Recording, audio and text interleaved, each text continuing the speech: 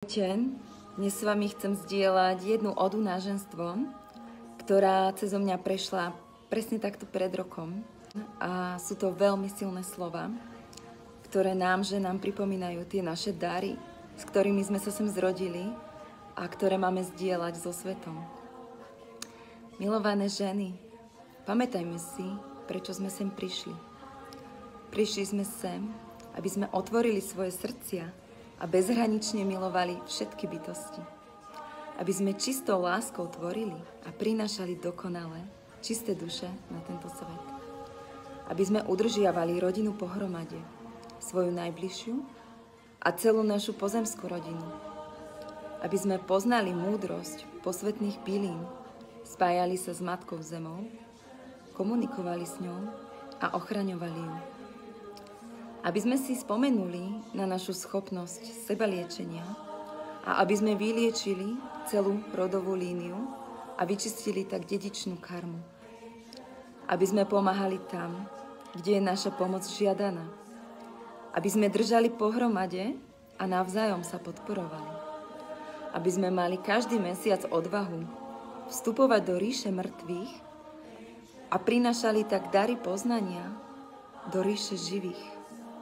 Aby sme všetky proroctvá a vnuknutia, ktoré sa nám zjavia v našich snoch, zdieľali s tými, ktorí sú pripravení im načúvať.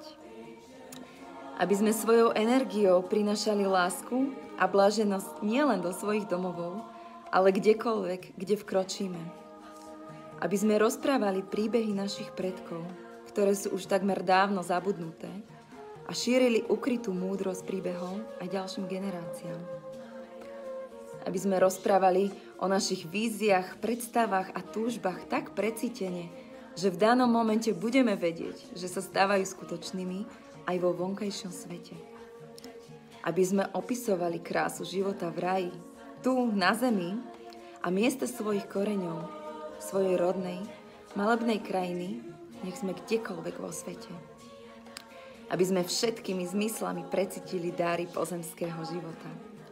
Aby sme nežným dotykom pohľadili každú dušu, ktorá potrebuje kúsok lásky. Aby sme otvorili svoj hlas a cez spev zdieľali poslanie, pre ktoré sme sem všetci prišli žiť.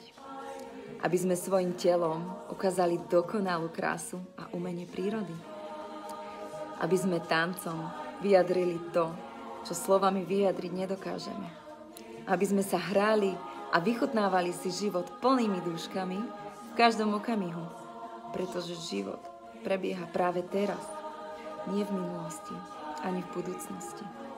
Sme tu, aby sme si to všetko pamätali a prinášali požehnané dary ženstva na túto planetu. Aby sme učili našich mužov, aj naše deti, posvetnosti života a ukázali im jeho mágiu, ktorou tvoríme svet, v ktorom túžime žiť. Svet, kde je láska vždy silnejšia než čokoľvek iné.